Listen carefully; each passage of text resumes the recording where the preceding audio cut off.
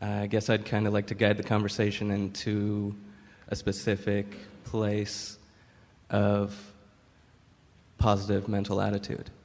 And the creator that brought that into my consciousness was W. Clement Stone, who he popularized the idea of PMA, is the acronym they shortened the positive mental attitude idea with.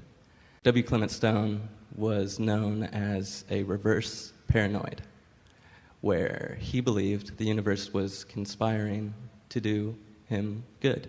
So anything that came up in his experience, he would always understand that things are working out for him and look for the evidence of it. Yes. Absolutely, and he would always find it. Yes. And but when you start from that premise, isn't that what we've been talking about all day here today? When you start out from that premise, then the evidence must show itself to you. But if you start out from the premise that the evidence is missing, then that's the evidence that is shown to you. You can never find it. We think he was on to something. We think he still is. So I think a lot of what you teach, Abraham, is somewhat the same as the way he taught his philosophy. And it's been passed down. The fact that he used the word positive mental attitude means that he was recognizing that in the focus and in the reaching for the positive, meaning the good feeling, he was capturing the essence of what we're talking about. We've just explained it with a bit more detail as we help you to understand why the emotion that you feel feels one way or the other. Right. I like hearing the backstory. It helps. It helps to understand how things are created, and that helps us to create what we want. So I guess that's kind of where I would like to kind of influence people to keep moving, is towards what they want. And what we want, as you've said so many times, is to feel better, to feel relief. And that's what we're always striving for. And sometimes the striving feels like effort, and sometimes the striving feels like ease or thriving rather than striving. What makes people resist the simplicity of that idea? In other words, if you say to people what you really want is to feel good, many of them would just say, well, that's too simplistic, or that's perfectly obvious.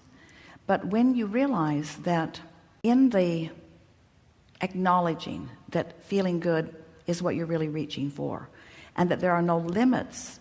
In other words, let's say that someone is without the means or the money to do things that they want to do. So their desire for more dollars flowing into their experience becomes very keen. And maybe they've lived that way over a long enough period of time that they've really sharpened that desire. They're not allowing the money in yet, but they've really sharpened that desire. And so then they come across the idea of going general, of playing down anything that makes them feel negative. They come across ideas of positive mental attitude. They start telling a different story. They begin speaking more of what they want and speaking less of what they don't want. And they begin shifting their vibration deliberately and subtly over a period of time. And they begin allowing more money to flow into their experience. And so some might say, well, that person has found the secret of their success. They wanted more money to flow, and they allowed more money to flow into their experience. But that person is not finished, because with the money that flows, now they have more opportunity to participate in more things. They can now buy properties that they couldn't afford before, or they can engage in businesses that they hadn't done before, or they can buy things that they've never done before. So now they have fulfilled one desire as the money began to flow, but now they've opened themselves up to all kinds of other desires that their new life experience is now providing for them. Now they are realizing that with the properties comes responsibility, and with the things comes maintenance, and so now there's a whole new host of intentions intentions that are being born out of that. This never-ending stream of desires is being born. And so now their desire for someone to maintain properties comes about, and then they have to discover what their belief or faith in people is about as they go through long lists of people who don't maintain it properly, or who run off with the property, or who abuse the property, in other words. And so now they begin discovering that there is more alignment for them to discover as they bring themselves into alignment with the idea of appropriate maintenance and so forth. Through every bit, we started to say phase, but it's so general and gradual that it doesn't even feel like phases. You are constantly birthing more desires, and the ability to satisfy those desires always is there and shows evidence to you, provided you care about the way you feel. And so as you keep coming into alignment in time, because your life will just take you to another place and another place and another place and another place and another place. You want another house, then you want a house with more closets, then you want a house with less closets, then you want a closet with more clothes, then you want a closet with less clothes, then you want a closet with the perfect clothes, then you want a closet with no clothes. In other words, you keep your life experience keeps causing you to define the specifics of that which you are wanting. And what we want to say to you is that at the basis of all of this, when you come across the understanding that in all of that, what you really want is to just feel good, and that the defining of the specific things that you think you want to materialize in your life is only the excuse you use for discovering how balance works, then in time you can find yourself in a place of perfect balance relative to all things. In other words, in the same way that it's air in and out, and if more air comes in than goes out, you're in trouble. And if less air comes in than goes out, you're in trouble. With money, if more money goes out than comes in, you're in trouble.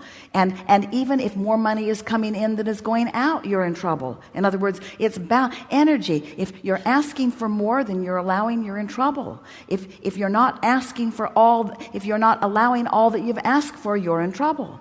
In other words, there is a balance in all things that makes us want to say that every moment in time is a moment of perfection for anyone who understands that balance, you see. So when people begin trying to define success, and there was a lot of that in the body of work of this person that you were talking about, when anybody begins to try to define success, that we talked about this earlier, we want to define it as the ability to acknowledge that emotional balance within myself. That is the best definition of success, to be able to identify the balance within me, which means air in and out, money in and out, food in and out, energy in and out. In other words, it's always that balance of asking for all that I am capable of asking for, but learning to allow every bit that I'm asking for, and not asking for more than I can allow, and not allowing less than I'm asking for. Now that is a very general statement, and it sounds very simplistic, but it is the basis of all true success. And all true success is about happiness. It's about joy. It's about satisfaction and fulfillment. It's about lining up with who you really are. It's about allowing the source who is within you and who is aware of you in every moment of every day. It's about allowing that source to be present in the thought that you're thinking, because you haven't crowded that out with a vibrationally contradictory thought. Which is very easy to do. It is easy to do. At least for me, it was, earlier in life, or maybe more in teen years of life. It was definitely easy to crowd myself out of my experience, I guess is what we're calling it. And today we've talked a lot about observing and focusing, observing others,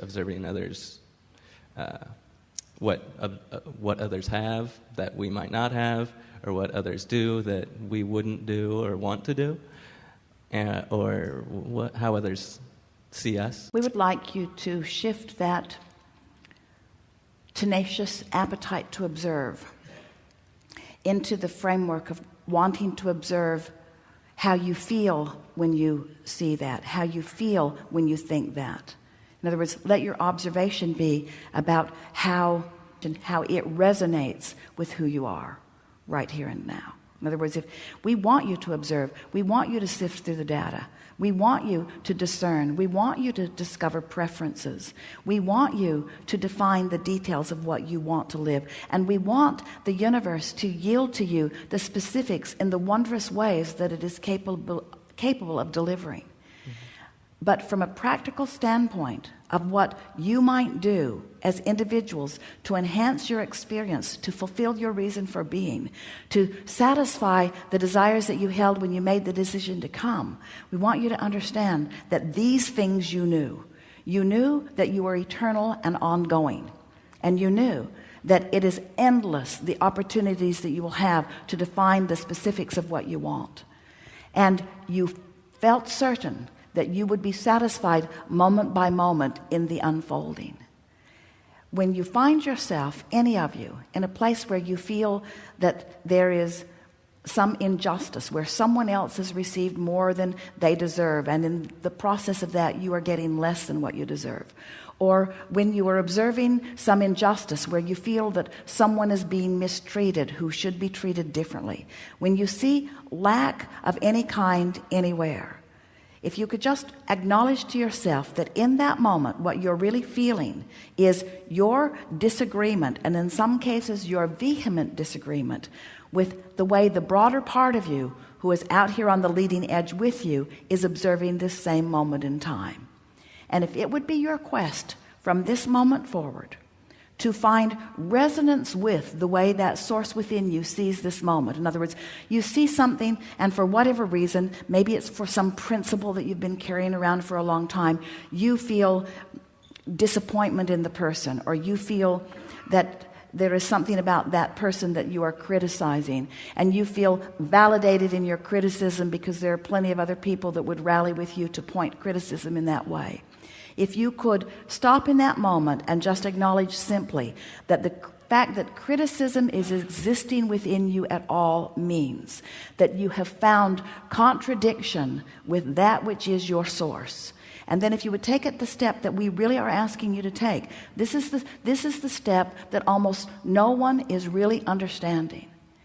If in that feeling of disagreement, you would understand that not only are you out of vibrational whack with who you have become as you've been living this physical experience, but you're out of whack with all that you've become through all that you've been living. And the most significant thing is that in this moment where all that is wanting to be present and forward with you in this potentially dynamic moment of co-creation, that in this process that you have brought fully forward into this powerful now, that source is going to have this moment, but you are depriving yourself of it. Can you feel that? In other words, you've done everything that you said you would do. You came and you sifted through the data. You came and you put into your vortex things that you want. You created a moment in time where the fullness of all that you are can be realized, but for some squirrely reason, you are using something as your excuse to pinch yourself off from the moment that source is having that you provided. And that's why someone says, I feel like a fraud. That's why someone says, I feel disappointed in myself. That's why someone says, I feel unworthy. All of these things are just ways of describing what it feels like when you, in any moment in time, which is where all of your power is, deprive yourself of the celebration that all that is having in your moment. You have the ability to be so brilliant and so clever and so funny and have such good timing. You have the ability of being so prosperous and so healthy and so satisfied and so full of life in every single moment. And to the degree that you allow yourself that positive mental attitude, to the degree that you allow yourself to feel good in the moment, you allow that powerful now. Seth said, your point of power is in the present. And what Seth was trying to explain is that right here, right now, all that has been before is focused fully with you right here, right now, ready to have this new leading edge moment. Your point of power is right here. And we would like to speak on behalf of Seth and God and Jesus and Buddha and all who have come before, and take it one step further into clarity of saying that all of us from non-physical are having this moment. Are you having the moment too, or are you depriving yourself of the moment?